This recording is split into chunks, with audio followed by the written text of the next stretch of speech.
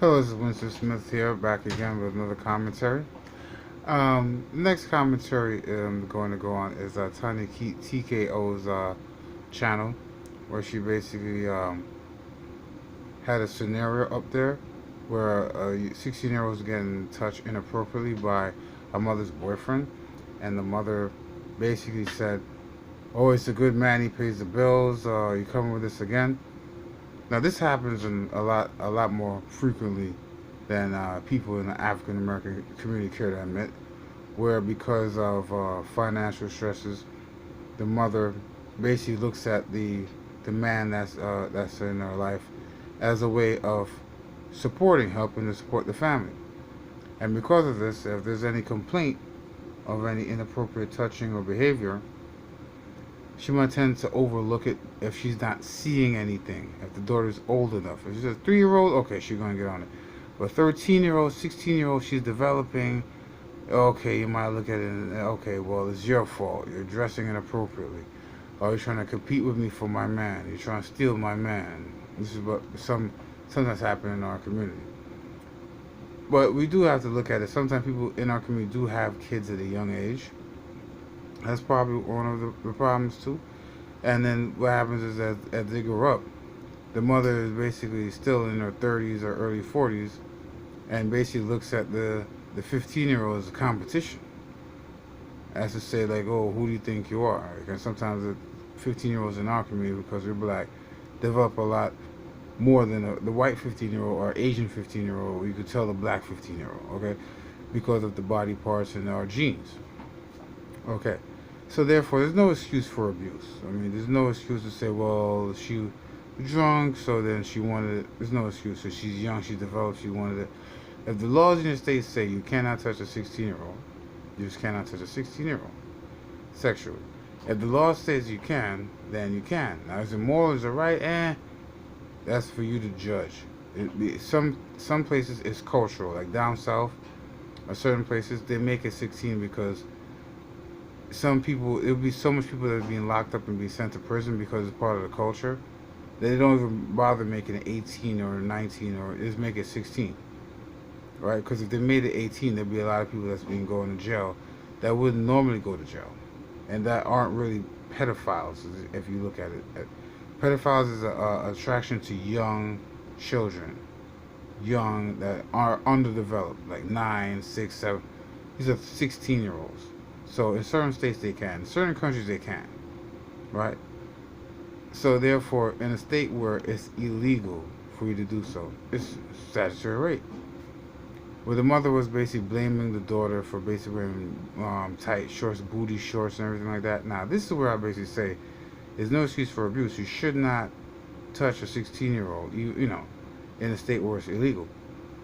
But at the same time, the 16-year-old, the mother is, if I basically go over to someone's house and there's a young child over there and they were in tight shorts, I'll tell them, tell her to put on some clothes. I don't want to have the appearance of anything going on there.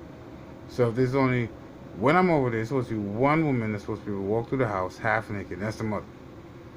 That's the only woman that I'm over there for.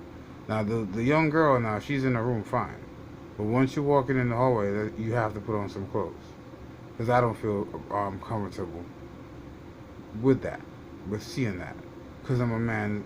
So even though the person might be, the young girl might be developing, I don't want to have anybody come through and see me sitting there and this little 16-year-old walking around with a half a behind out. Put on some clothes to not have it look or appear that there's any impropriety going on. All right? But sometimes the parent does have to take some type of responsibility and say, you know what, put some clothes on. There's an adult over here.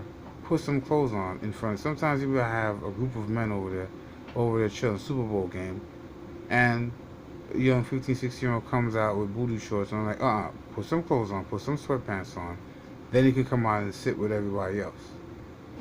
That's it. You take proper countermeasures. That means obviously if your daughter's developing, she's black, so therefore, or Latino, so then yeah, she's going to be developing a lot differently than an Asian or a white woman would be developing.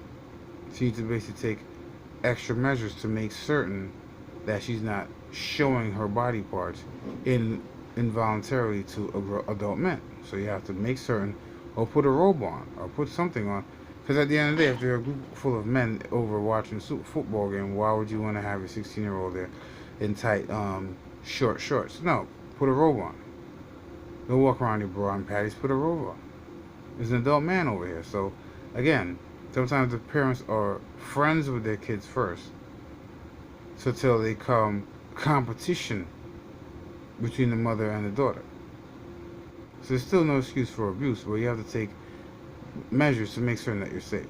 If you're a woman, you go out there drinking, like in the case of Elin, the woman that allegedly got raped on the dance floor.